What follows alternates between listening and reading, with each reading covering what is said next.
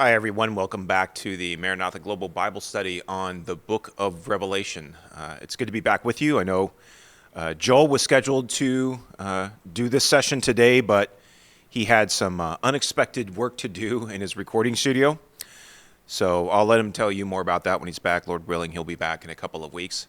In the meantime, I'm stepping in for this session, and it's actually somewhat providential timing, as some of you that follow the other ministry that I'm involved in with FAI, the FAI Wire. If you follow that ministry, you know that I recently interviewed one of our friends and an expert on Middle East geopolitics, Seth Fransman. And Seth and I had an incredible hour-long conversation about the current Israel-Hamas war in Gaza and this sort of impending war that we see building up and escalating along Israel's northern border with the terrorist organization Hezbollah, which is much bigger and better equipped than Hamas. And so Seth and I talked about those conflicts and the implications of them and what he saw as the most important things to highlight in those conflicts. And most importantly, we talked about the wider Middle East region and what we see happening right now in the Middle East vis-a-vis Iran and Qatar and other nations that is he used the analogy of the Godfather kind of are acting as the Barzinis or the patrons, the behind the scenes instigators of these wars with Israel. In particular, Iran is definitely the most aggressive and virulent enemy that Israel has, at least right now. So we wanted to take a step back, and we're going to do kind of a hybrid episode of the Maranatha Global Bible Study. We're going to cross over the wire with the book of Revelation, and we're going to talk a little bit about how we see the current picture of things happening in the Middle East sort of flowing into or continuing on to the eschatological end-time scenario that the Bible presents. We're going to zoom out for a minute in the book of Revelation and go back to chapters 11 and 13 that talk a little bit about the rise of the beast empire and the condition of both Jerusalem and the greater Middle East region. And we'll hyperlink that passage back to a couple passages which are our bread and butter in this season of history, Daniel 11 and Ezekiel 38, because there's so many important things to glean, I think, out of those passages that are relevant for us to grasp and hang on to now as we see the day of the Lord approaching closer and closer. So we're going to start in Revelation 11, and I know we went over these chapters better part of 2 years ago. Joel and Dalton did. So there's a very different perspective now when we're talking about the Gentiles trampling Jerusalem, for instance, or a beast rising out of the sea and gathering nations together to him to violate the covenant.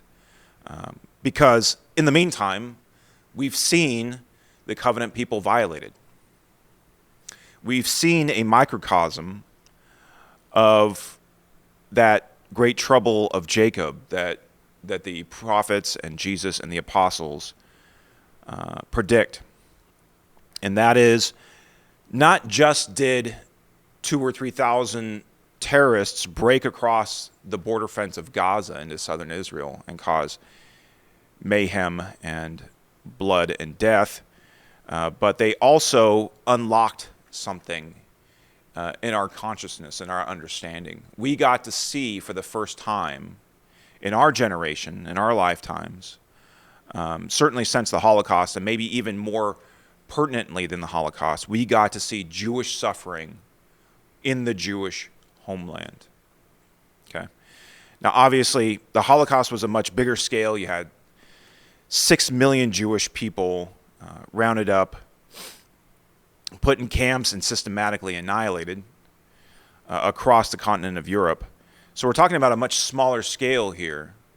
But the event itself is much more in alignment with the kind of suffering that we see the Jewish people enduring at the end of the age in Jacob's trouble, during the Great Tribulation. That is, Israel's borders being violated by her enemies, Then there are men and women and children being violated by those who hate the covenant. Captives being taken. Rape, torture, murder, all as it's described happening in Jerusalem in Zechariah 14. We got to see that for the first time in modern times. That kind of Jewish suffering hasn't happened for almost 2,000 years, since the 2nd century. So not only did we get to see a foretaste or a microcosm of that suffering in southern Gaza, but we got to put names and faces to that suffering. We saw the reality of it. Many of us know the names even of some of the hostages that are still being held, Lord willing, alive in Gaza to this day, going on a year later. So I think there's a greater sense and a greater measure of sobriety and gravity when we talk about these things now, when we're reading through these passages compared to what was the case even just 9 months ago. So we're going to spend a little bit of time reading through these passages and kind of reframing the scenario in light of what's happened over the past 9 months with October 7th in mind. I said not only did terrorists break across the border fence from Gaza into Israel, but something really kind of broke loose in the world, didn't it? The world changed on October 7th, much in the same way that the world changed on September 11th, 2001, in much the same way that these sort of catastrophic events have this ripple effect across the world, and things just don't go back to the way they were. They're a hinge of history, so-called. History swings on events like this, and October 7th was certainly such an event. So like I said, we're going to start in Revelation 11 today. I just want to read the first couple of verses. We're going to walk through a couple passages in Revelation. Like I said, we'll rewind back to Daniel and to Ezekiel after that. And I'm going to have some maps for you today because I want you to visualize what's happening in the region today. So, as your pastor might say, if you have your Bibles, turn with me to Revelation chapter 11, verses 1 and 2. The Apostle John speaking here. Then I was given a measuring rod like a staff, and I was told, rise and measure the temple of God and the altar and those who worship there, but do not measure the court outside the temple.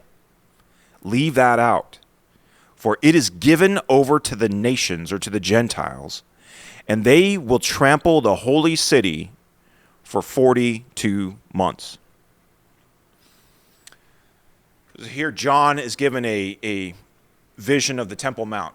He's up on top of the Temple Mount, maybe somewhat how it looks today. The landscape of Jerusalem that he was seeing might be very similar to what we would see today standing on top of the Temple Mount. And an angel gives him a measuring rod and says, measure out the temple and the altar, the place where the priests conduct worship, the place where the people come to give their offerings. So obviously he's seeing a vision of a time when there is a temple atop the Temple Mount, and there is worship taking place there. But he's told, don't measure the outside court. So beyond the inner court where the worship takes place, don't measure the outer court, because that's given over to the Gentiles. Now, there was a court of the Gentiles in the first and second temple, but it's what the angel continues on with that is alarming to us. He says, it's given over to the nations or to the Gentiles, and they will trample the holy city for 42 months.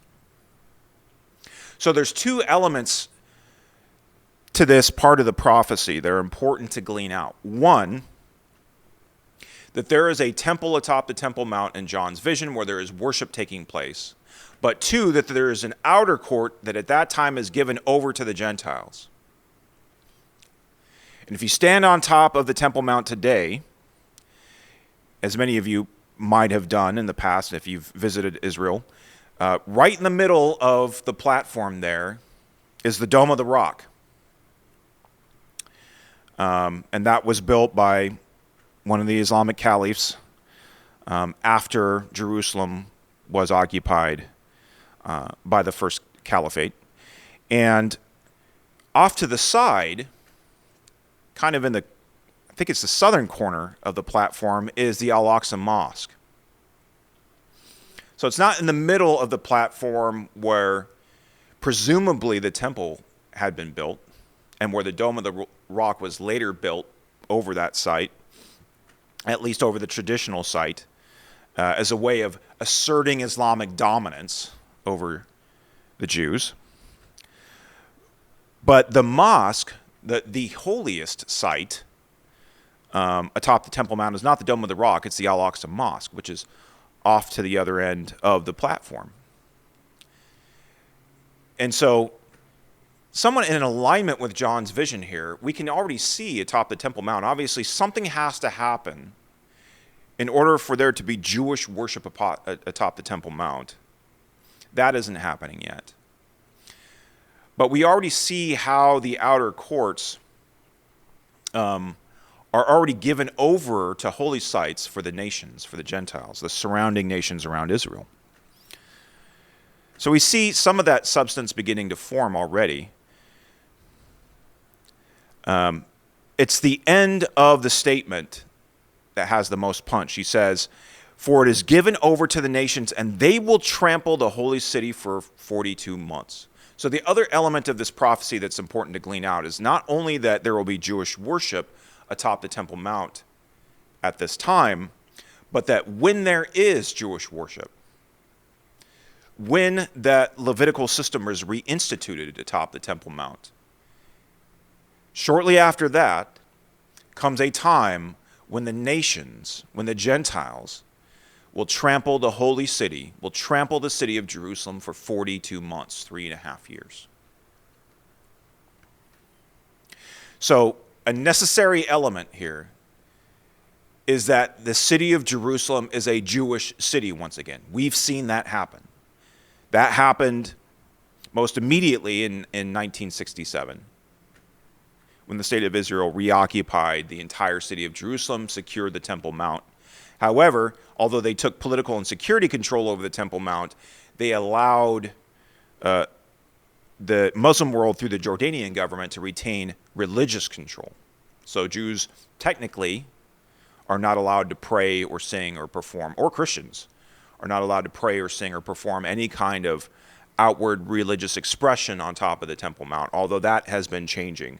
Not in the letter of the law, but it's being allowed now more and more often. I've seen it several times.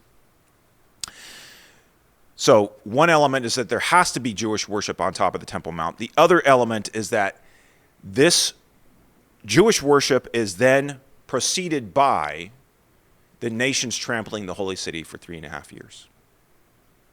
Okay, so hold on to that for a minute. And let's flip a couple pages over to Revelation chapter 13, verses 1 through 5. "And I saw a beast rising out of the sea which is representative of the nations, with 10 horns and 7 heads. Later in chapter 17, the Apostle John receives the interpretation of those 10 horns as being 10 kings or kingdoms that form together an amalgamated kingdom with the beast. With 10 horns and 7 heads, with 10 diadems or 10 crowns on its horns and blasphemous names on its heads. And the beast that I saw was like a leopard, its feet were like a bear's, and its mouth was like a lion's mouth." So this beast is sort of a Frankenstein of all 4 of the beasts that Daniel saw, the prophet Daniel saw in Daniel chapter 7. John is saying all 4 of those beasts together, or all, I should say, the first 3 beasts together forming the 4th beast that Daniel described in his vision. "And to the dragon, and to it The dragon, which was identified as the ancient serpent, the devil, in the previous chapter, to it the dragon gave his power and his throne and great authority. So this beast has authority over at least the nations, the regions around it, within the biblical scope. One of its heads seemed to have a mortal wound, but its mortal wound was healed, and the whole earth marveled as they followed the beast. And they worshiped the dragon, for he had given his authority to the beast, and they worshiped the beast, saying, "Who is like the beast, and who can fight against it?" In other words, this beast is so powerful, nobody can seemingly stand against him. He just does as he pleases, seemingly with impunity, without repercussion. And the beast was given a mouth, uttering haughty and blasphemous words, and it was allowed to exercise authority for 42 months. Okay, so connect that 42 months of the beast's rule with the 42 months that the city of Jerusalem, the holy city, is trampled by the nations. So John is making a connection for you there. He's saying, when this beast arises out of the sea, out of the nations, and gathers to himself his 10 heads, his 10 horns, to rule with him, and is given the authority of the dragon after receiving what seemed like a mortal head wound, he'll be seemingly unstoppable, and he'll flood across the land of Israel and across the city of Jerusalem, and will trample it. He and his armies will trample the city for 42 months, 3.5 years, times and half a time, 1,260 days or 1,290 days. All the various ways that short but intense period of suffering and persecution is described in the scriptures. So that kind of gives an overview of the beast empire. We're going to, as I said, rewind now back to Daniel chapter 11. And we're going to hone in on some aspects of that kingdom, because I think that's going to kind of set the stage for understanding the landscape, the eschatological landscape of the Middle East, and how we see that landscape forming even now. Not even vaguely, but in fairly sharp focus. Okay, so we're beyond the stages of kind of vaguely seeing something on the horizon. We're seeing that empire or that scenario beginning to take shape. It's coming into focus now. We can see it fairly clearly. Doesn't mean it's going to be tomorrow. Doesn't mean it's necessarily right around the corner.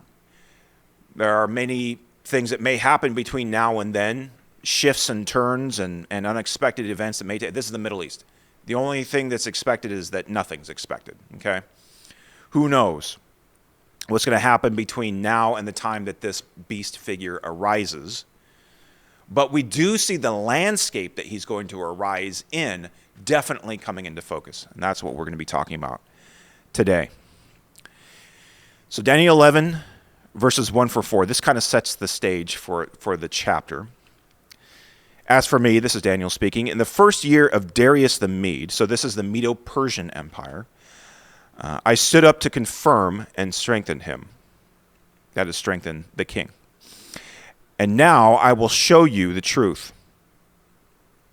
Behold, 3 more kings shall arise in Persia, and a 4th shall be far richer than all of them.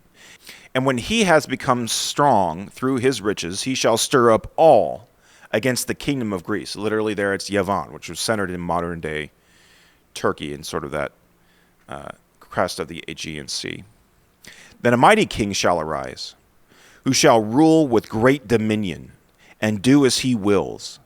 And as soon as he has arisen, his kingdom shall be broken and divided towards the 4 winds of heaven. But not to his posterity, nor according to the authority with which he ruled. For his kingdom shall be plucked up and go to others besides these. So this great king that's being described here, the great horn of Daniel 8, is almost universal agreement here among Bible scholars. Alexander the Great, who was technically Greek, He's Macedonian, just north of Greece. And his father had conquered Greece. And he led his army out across southern Europe, all across the Middle East, South Asia, Central Asia, conquered all of that territory, the entire Persian Empire and beyond, in a decade. This happened about 200 years after Daniel received this prophecy. So Daniel is prophesying about events far into his future. We know this is a reference to Alexander because he died only about a decade after he led this conquest at a very young age. He's 30-something, I believe. And didn't leave behind any heirs. One of his wives was pregnant at the time. And there was a series of wars over his succession. And eventually his empire was divided up among his generals, several of his generals. Really, ultimately, there were about 3 of them that became the most powerful, that swallowed up most of the rest of the territory of his empire. 2 of those being the Seleucid Empire in the northern part of the Middle East, and the Ptolemaic Empire in the southern part of the Middle East. Okay, so that is the region that Daniel's prophecy is primarily concerned with, that we're primarily concerned with. That is the theater of biblical events. So, as we continue on in chapter 11, Daniel goes into great detail about the succession of kings in the northern part of the Middle East, in the northern Seleucid Empire and the southern Ptolemaic Empire, the kings of the south. So you have ongoing conflicts and rivalries between the kings of the north and the kings of the south. Okay, so that is the narrative of Daniel 11. I won't go through all of that. That's a great study if you want to do that, by the way, sometime. If you're a little bit of a history nerd like me, you would enjoy that. There's some great commentaries out there that describe how verses 4 through about 21 were all completely fulfilled in history. So several generations later, roughly 150, 200 years later, we get to verse 21. Okay. Verse 21 is where the narrative starts to shift. And we start to focus in on one particular king of the north who's described as a contemptible person. And he remains the subject of the chapter for the remainder of the chapter.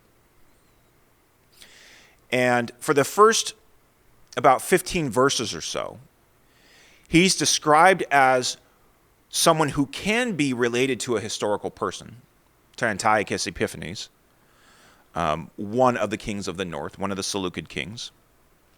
And those who he fought against can be related to Ptolemaic leaders that he fought wars against during his reign in the south that were based in modern-day Egypt. But after about 15 verses, the narrative shifts away from history towards events that never happened historically. And so that's why we have come to the conclusion, and maybe many biblical scholars have come to the conclusion, that when we start to read about this contemptible person, we're not just reading about past events, but we're also reading about future events. The past timeline and the future timeline are kind of coming into parallel with one another. They're overlapping. And then at some point in the narrative, we're no longer talking about past events at all. We're only talking about future events that have not happened yet. So that's where we're going to pick up in verse 21, where Daniel begins to describe this king.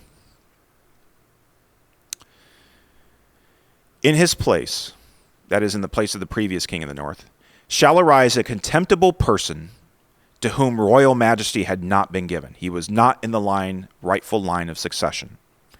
He shall come in without warning and obtain the kingdom by flatteries. Armies shall be utterly swept away before him and broken, even the prince of the covenant. So we see that sort of same kind of great authority that's been given to this individual, where he has this great military success against his enemies. And it says that his enemies are swept away utterly before him, even the prince of the covenant. There's some debate about who this prince of the covenant is, and I'm not going to be super dogmatic about it. whether or not it's even a human figure or possibly an angelic figure. Some would say even the Holy Spirit himself. Most biblical scholars would agree that this Prince of the Covenant refers to, historically, one of the high priests of Israel that was appointed by Antiochus Epiphanes, but who rebelled against his authority. So we can, I think, most likely identify this figure as a human high priest of Israel. Also, if we hyperlink this over to the use of the same phrase in the book of Ezekiel, towards the end of the book, it describes the reconstituted sacrificial system in the millennial kingdom, and also describes the Prince of the Covenant, or the prince who performs sacrifices in the sacrificial system. I would say that with those two things in mind, we can properly identify the Prince of the Covenant as the high priest, which means that if we're also talking about future events here, that means we're also talking about a time when there is a high priest serving in the temple. So again, connecting this passage back to Revelation chapter 11, if there is a rebuilt temple or structure of some kind with sacrificial systems and Jewish worship happening on top of the Temple Mount, then there's also a reconstituted Levitical priesthood. And we can see that that is the case today. The Temple Institute has been training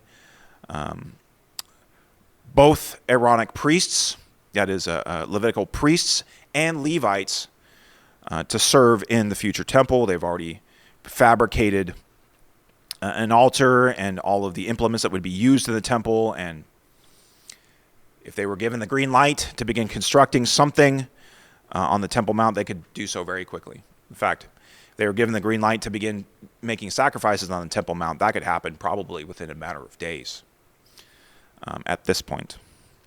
So we see in this passage that the Prince of the Covenant is overcome or overwhelmed by the King of the North. Skipping forward a little bit, Daniel continues, "And he shall devise plans against strongholds, but only for a time." He doesn't get an indefinite amount of time to rule. His time is limited, 42 months. "And he shall stir up his power and his heart against the king of the south with a great army. And the king of the south shall wage war with an exceedingly great and mighty army, but he shall not stand. For plots shall be devised against him. Even those who eat his food with him shall break him. His army shall be swept away, and many shall fall down slain. And as for the two kings, their hearts shall be bent on doing evil. They shall speak lies at the same table, but to no avail, for the end is yet to be at the time appointed. And he shall return to his land with great wealth, but his heart shall be set against the holy covenant, and he shall work his will and return to his own land." So here we see the description of a first war against the king of the north and the king of the south, where both kings raise mighty armies, but the king of the north overcomes the king of the south in this great war where many, it says, fall down slain. There is some betrayal within the ranks of the king of the south's government and his armies. He's overcome. There's some kind of peace accord where they both sit at the same table and shake hands and seemingly make amends and make a peace agreement with one another, but their hearts are set on doing evil. It's not genuine.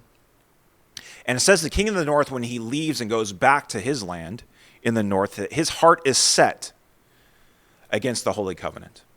All this time in his mind, his heart is not on other lands in the Middle East, is not on the land of the king of the south in Egypt. His heart is set on the Holy Land, on the holy people. Continuing on, "At the time appointed he shall return and come into the south, but it shall not be as it was before. For ships of Kittim shall come against him." Pause right here. We wrote an article a while back on the ships of Kittim. You can find it if you just Google FAI, ships of Kittim. If you haven't read it already, I highly recommend that you do. It makes the case for why we believe the ships of Kittim are basically the naval forces and the commercial shipping industries of the Western world. Okay, so it looks like the king of the north is coming against the king of the south again in a second war, but he stopped. It's happened both historically with Antiochus Epiphanes when he was stopped by an envoy from Rome, so an envoy of the Western European world. We believe a similar scenario will play out again. And it says when he's stopped by the ships of Kittim, by the naval forces of the Western world, it says he turns back. Continuing on, and he shall turn back and be enraged and take action against the holy covenant. He shall turn back and pay attention to those who forsake the holy covenant. Forces from him shall appear and profane the temple and the fortress, and shall take away the regular burnt offering, or the daily burnt offering. And they shall set up the abomination that makes desolate. So that thing that this man has been hiding in his heart, since he came to power, at least, maybe even before that, the thing that he's been hiding in his heart, the hatred for the Holy Covenant, once he's stopped from waging a war against the king of the south, that rage just boils over in him. And he sees his time has come, and he and his armies overwhelm the land.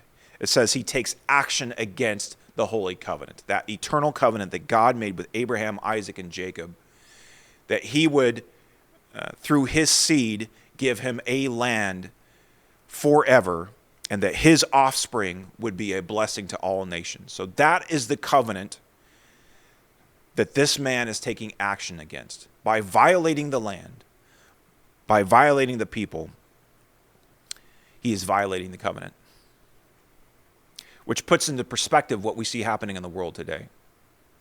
This isn't about Zionism, ultimately, or some political philosophy called Zionism anyway. This isn't about geopolitics. It's not about some human conception of justice. This isn't about whether or not the state of Israel is just or right or wrong. Ultimately, this is about the Holy Covenant. Hating the covenant people and their presence in the covenant land is hatred of the covenant itself. This phenomenon of a rebirthed nation state of Jewish people in the Jewish homeland is the means by which God is sifting the nations. Do you love my covenant or not? That same covenant which promises blessing to all the nations through an offspring with a capital O and his kingdom, that same covenant promises a land to a man and his offspring. A man named Israel, Jacob, and his offspring, Israel. I can't say I love one half the covenant and not the other. As Reggie Kelly would say, it's ultimately not an issue of justice or Judaism or anything else. This is ultimately an issue of election. Does God have the right to choose as he will? If he chooses a man and his offspring and elects them and puts them in a land, are we willing to submit to that? Are we willing to submit to God's right to do as he pleases? And what we see happening in the world today is the answer to that question. And what we shall see in increasing measure as the years go on is the answer to that question for most of the nations, and especially most of the nations around Israel, is no. The answer for a remnant among the nations will be yes. But we will increasingly find ourselves in the minority. And especially believers in that region of the world will find themselves increasingly in the minority, which is why it's so important to do the work that we're doing, to do gospel labor among the unreached in the Middle East, because the time is going to come when we're going to need the wise ones, the masculine, as Daniel describes later in this chapter, who know their God and stand firm and take action in favor of the covenant as this man and his armies are violating the Holy Covenant. Okay, so I'll step away from the pulpit and we'll continue on. Towards the end of the passage, let's reread this. And he shall take away the regular burnt offering, and they shall set up the abomination that makes desolate. So again, we see this requirement that when he enters the holy city, there is Jewish worship happening there because he's taking away the daily burnt offering. And he's replacing that with something that's called the abomination that makes desolate. So whether that's he himself or something that's set up, or both, he replaces Levitical worship, Jewish worship, on the Temple Mount with his abomination. And this is when we see the words of John fulfilled in Jerusalem, where the nations trampled the city for 42 months. So now that we've connected all of these pieces together regarding the city of Jerusalem and more widely the rise of that beast empire in the north of the Middle East, and his contention and wars with the nations, the kingdoms in the south of the Middle East, and how that ultimately relates to Jacob's trouble and the Great Tribulation, to that time of suffering for the Jewish people.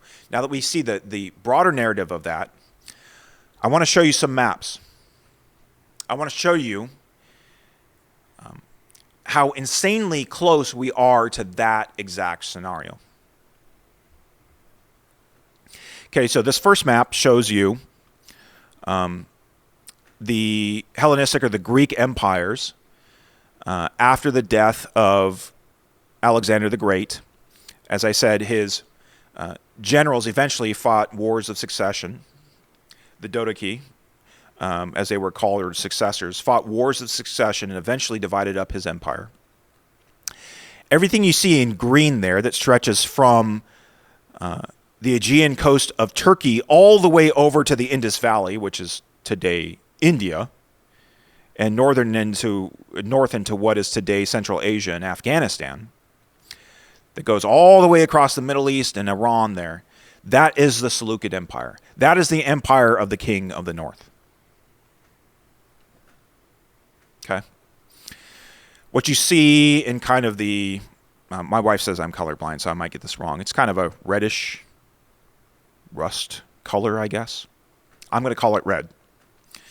So what you see there in the reddish color is the Ptolemaic Empire. That is the king of the South's empire. That includes, as you can see, Egypt, parts of eastern Libya, the Sinai Peninsula there, what is today Israel, and Lebanon, and Jordan, and maybe the tip of what we would, what can be considered today the Arabian Peninsula, Saudi Arabia. Okay, so those two empires, over the course of a few centuries, fought a series of wars with each other that are described in Daniel chapter 11. There's wars, there's political intrigue, there's intermarriage, there's deception. It's a great story. And it's that place in Jordan and modern-day Israel where the two empires meet, where there was many of those wars were fought, or those armies were marching through, including the two wars that we described as we were reading that passage in Daniel 11 earlier. So now that you've seen the map of the historical context for Daniel 11, I want to show you the map for the future context of Daniel 11. I tried to match the colors somewhat. Hopefully I got close. All the nations you see in green, some shade of green there, are hostile towards the state of Israel today. The darker green nations have no diplomatic relations with Israel and are openly antagonistic, openly hostile towards Israel.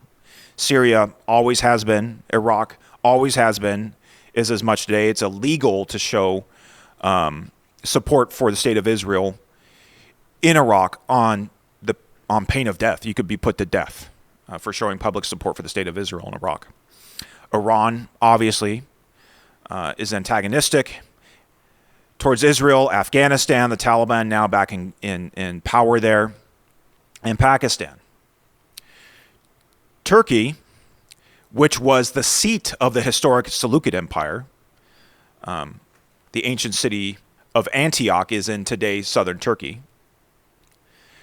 20 years ago, Turkey would have been a different color. But since the rise of Recep Tayyip Erdogan and his Islamist AK party to power in Turkey, and especially over the past decade or so, since a failed so-called coup attempt against his government, he has become increasingly dictatorial, increasingly Islamist, and increasingly antagonistic against Israel. Even most recently in the past few months, accusing Israel of genocide, claiming that Hamas are all freedom fighters, are not terrorists. His government has harbored members and leadership of Hamas. And although Turkey technically still has diplomatic relations with Israel, you can fly to Israel from Turkey, there has been increasing tension between those two nations. Economic sanctions now between them. Lots of political antagonism, political rhetoric, posturing, military posturing. And so Turkey is now a light green and rapidly getting greener as the months go by. You can see Israel right there in blue. And then Qatar is also green. Technically, Qatar does not have diplomatic relations with Israel. It's kind of likes to sit on the fence, so I made it a light green. And then you'll notice all the nations that are there in a reddish color. The nations in the darker red have either peace treaties or established diplomatic normalization with Israel, or are leaning in that direction, is the lighter blue, or the lighter red, I mean. So Egypt, Sudan, Jordan, Cyprus, United Arab Emirates, you can't see it because it's a tiny island, but Bahrain. All of those nations in the south of the Middle East either have established peace agreements with Israel or are leaning in that direction. Definitely there have been talks with Saudi Arabia. There have been talks behind the scenes with Kuwait and Oman. With Lebanon, there's been ongoing peace talks with the government of Lebanon, which is becoming increasingly fed up with and antagonistic towards Hezbollah, the militia that acts with impunity in the southern part of the nation along Israel's border. The Christian and Sunni elements of the Lebanese government are more and more antagonistic towards Hezbollah as the war has gone on. And they have been in talks with Israel to kind of nail down different aspects of contention between the two nations. And you'll notice there that I included Eastern Libya in red. Ever since that nation's civil war began about a decade ago, that nation has been successively split between East and West. The eastern part is ruled by a government that's friendly to Egypt, to one of the kings of the south. The western part of Libya is ruled by a government that's friendly to Turkey, supported by Turkey, one of the kings of the north. Remember on the last map I showed you that the eastern part of Libya was included in the Ptolemaic Empire. So now what I'm going to do is I'm going to put these maps side by side. I had to stretch out the modern day map a little bit so that it fits together with the historical map. But I want you to see these two maps side by side and look at how well the present geopolitical dynamics of the Middle East fit with Daniel's prophecy. That is, the nations in the northern part of Israel that fit within the borders of the historical Seleucid Empire, the empire of the king of the north, who is antagonistic towards Israel, who hates the Holy Covenant. Notice all of those nations' governments are today antagonistic towards the Holy Covenant. And notice that in the southern part of the Middle East, although there are many people in those nations who are antagonistic towards Israel, at least the governments themselves have established peace with, or are pursuing peace with, the state of Israel. And implicit in seeking that peace with the state of Israel is recognizing the right of the state of Israel to exist, the right of the Jewish people to live in their ancestral homeland. So we see the political dynamic of Daniel 7 represented in the modern geopolitical landscape of the Middle East right now, already today. And it would only be a matter of time, I'd say, before that contemptible person arises. I don't see anything that needs to take place before that. And in looking at these maps, I would say in many ways, the stage is set for him. He's got nations that he could make an alliance with. Those 10 horns that he could lead in a military campaign against the nations in the south and overcome them, at some point provoking the intervention of Western powers. And that's literally when all hell breaks loose. So I don't see really anything that needs to happen, prophetically speaking, before that figure arises. And I see that the landscape that we see again in the Middle East is set for him. The stage is set. And already we see that tension between those two alliance systems in the Middle East. That many of the nations in the southern part of the Middle East, in the Arabian Peninsula and northern Africa, are making peace with Israel because of their antagonism towards Iran. And Iran has instigated unrest in those nations through their influence over Shiite Muslims in those nations, particularly the Houthis in Yemen, which is just south of Saudi Arabia, also in Bahrain, which is right off the coast. So we've already seen those two alliance systems, north and south, coalescing in the Middle East. Like I said, this is not just seeing something vaguely off on the horizon. We're seeing these dynamics come more sharply into focus. And the season is ripe now for this man to come to power.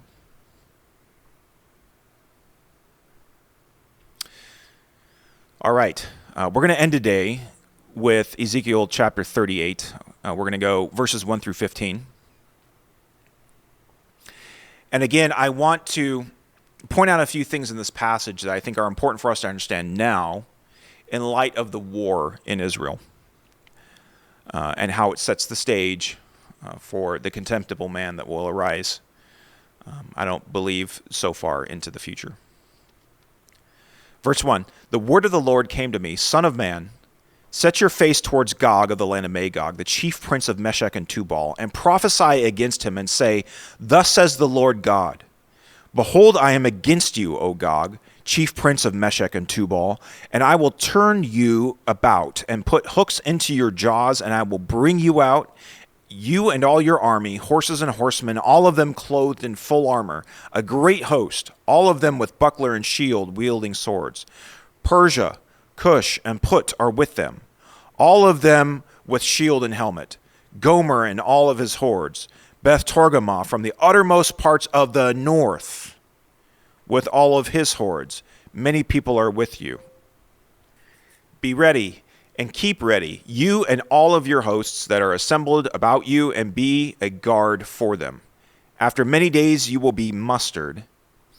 In the latter years you will go against the land that is restored from war, the land whose people were gathered from many peoples upon the mountains of Israel, which has been a continual waste. Its people were brought out from the peoples and now dwell securely, all of them. You will advance, coming on like a storm. You will be like a cloud covering the land, you and all your hordes and many peoples with you. Let's pause right there for a minute.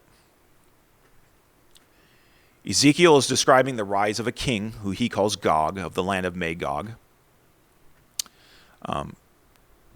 Joel, if you haven't read Joel's book, Midian's Beast, you should. I lifted this next map from his website. There's some great free resources on his website, joelstrumpet.com. This map is one of them. He has put together a map that historical scholars will agree locates the nations that Ezekiel describes as they existed in Ezekiel's day, not necessarily where all these people groups are today or where they moved to in later centuries, but where they were in Ezekiel's day. And you'll notice most of them, including the land of Gog, that is Magog, are located in the modern nation of Turkey. In fact, Magog is in Anatolia, the heartland of the Turkish people, smack dab in the middle of the nation of Turkey. Meshech, Tubal, Togarmah, Gomer, all nations that were also in eastern Anatolia, the modern eastern parts of Turkey. Persia is modern-day Iran. And he also mentions Kush, which is modern Sudan, and Put, which is modern Libya. You might say, wait a minute, Gabe. Those nations belong to the king of the south. Now you're saying that they are working with Gog to invade the land of Israel. Yes.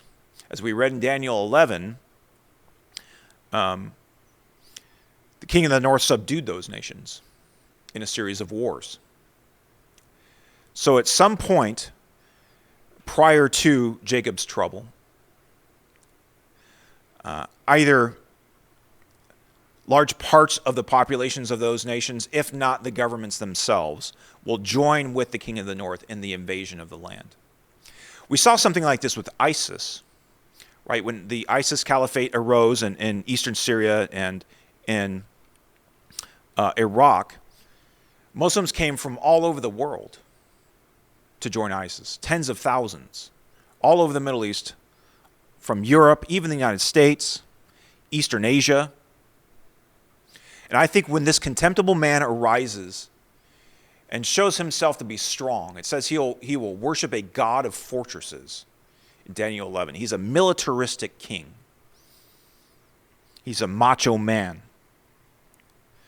I think when he shows his prowess and establishes what I believe will be his caliphate, this conglomeration of 10 nations, I think you're going to see, again, Muslims who believe in jihad, who believe in Islamic conquest, joining him from all over the Muslim world. And obviously, even in Egypt, the seat of the king of the south, there's betrayal within that government. So not even all of the king of the south's courtiers, historically and in modern senses, you could say in the governments of the nations in the southern part of the Middle East, not even all of those government officials or military officials are loyal to their governments. Some of them will rebel against them. It says he'll be betrayed, the king of the south will be betrayed by those who sit at his own table. So although the kings of the south will oppose the king of the north, even their own governments, their own nations will be unstable because of the support that some within their governments and some within their nations, at least some, have for this new modern caliphate forming in the northern part of the region. So by the time that the king of the north is leading an invasion of the land of Israel, he's got at least people from all of those nations joining him, if not the governments subdued and joining him in this military invasion of the land. Backing up to the first part of the passage, Ezekiel mentions a land that is restored from war. And its people were brought out from the peoples and now dwell securely. So we know, because it's a reference to the peoples being brought out from the nations across the world to the mountains of Israel, we know that this is a reference to the modern state of Israel. And it describes the modern state of Israel as a land restored from war, where people are dwelling securely. I used to assume that when it refers to the land that's restored from war, it's talking about the nation of Israel as it exists today. That is, there's been 3 Arab-Israeli wars, 48, you could even say 4, 48, the Suez War in 56, Six-Day War in 67, Yom Kippur War in 73. And since then, although there have been intifadas and terrorist attacks and all sorts of upheaval in Israel, there hasn't been a war, an invasion of Israel from her neighbors for the better part of 50 years. So if you had asked me on October 6th what this was a reference to, I would have said, well, this is a reference to Israel today. I can't say that now because of what happened on October 7th. So the war that this passage is referring to, at this point, I don't believe is the past wars of the 40s, 50s, 60s, and 70s. I believe that's a reference to this war now. And that the war we see impending now with Hezbollah in the north. We've already seen Iran launch missiles against Israel. Iran directly attacking the state of Israel. Who knows what's going to happen in the coming weeks and months? The time frame I hear for war with Hezbollah is sometime in August, when the IDF is ready for it. Don't know if that's going to happen.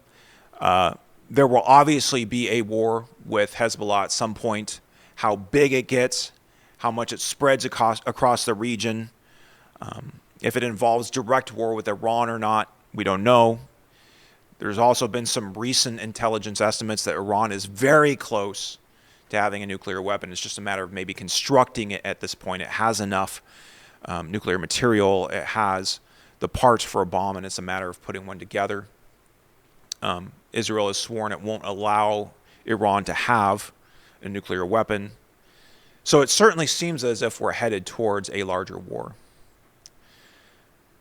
So at this point, I would say that the war that the land has to be restored from is the war that we find Israel in now, and the war that's probably on the horizon for her. And that war already has and is going to continue to fundamentally shift the geopolitical calculus in the Middle East, the geopolitical landscape. And something's going to have to happen for the people of Israel to feel that they're dwelling securely, because right now they don't.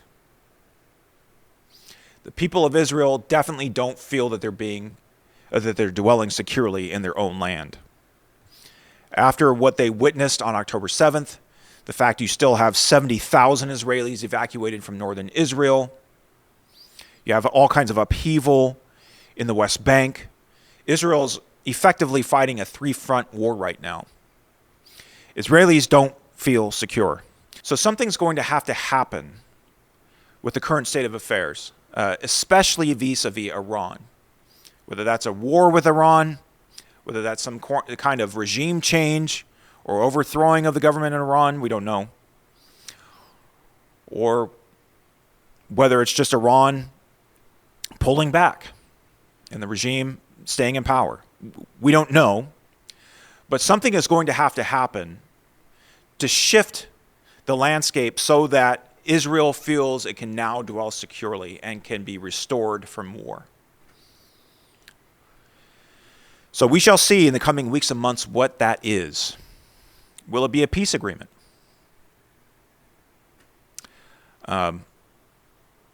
We've been talking for several months now at The Wire about ongoing peace talks with Saudi Arabia, and as part of normalization with Saudi Arabia, a condition being a path for a Palestinian state.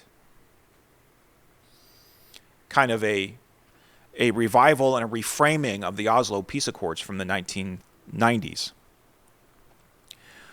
Will that kind of peace agreement allow for Israel to dwell securely, or seemingly securely? Obviously, because as we read in this passage, they're not really secure. There's somebody whose heart is set against them. But at least for a time, it would seem that they feel secure in their land, that it's able to recover from war, which I believe is the war we're talking about right now. And that sets the stage for Gog's invasion. So, heavy things, guys. I'm having trouble even finding words for the gravity of all of this. And I guess what it comes back to for me, and what I hope it comes back to for you, and what all of these things should spur us onto, is not becoming obsessed with the minutia of biblical prophecy. We should be familiar with these passages well enough to recognize when we see them unfolding in reality, and we're seeing that happening in its early stages, at least now. And if nothing else, it should spur us on, both in our love and commitment to the Lord, in holiness and righteousness towards Him, and in our commitment to the work that we have to do among the nations. If this time is coming, when this king is going to arise, and he's going to seemingly be given impunity to do as he wills, at least in the biblical theater, in the region of the Bible, across the Middle East and North Africa and in the Mediterranean, if not beyond, across the earth, how now should we live? What work should we be about? How important are the cares of this world and the pleasures and the riches of this world if we see this season of history looming before us and the end of the age and the day of the Lord that comes immediately after it? He only gets 42 months, guys. He only gets 3.5 years. His time is limited. And then the enemy's going to rage. He's going to be enraged. He's going to trample. He's going to overflow and flood across the nations.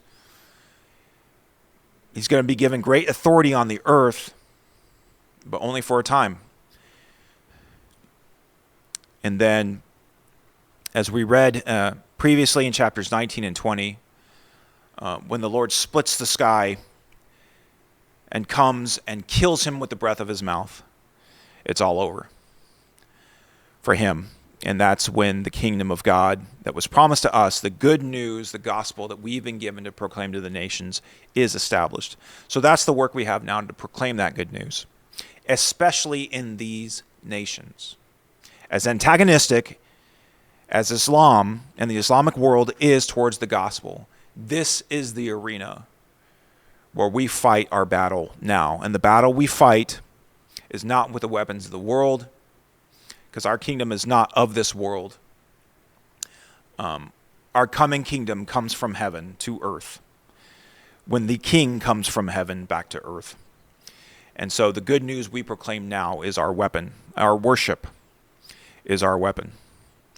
So, love you guys. I know that was a lot. Thanks for sticking it out. Hope you were able to glean some things out of that. Looking forward to continuing the conversation with you. Praying that Joel will be back in a couple of weeks and he can continue on with his commentary on Revelation 20. In the meantime, see you over at The Wire and in the Matthew 24:14 series. Blessings to you, and Maranatha.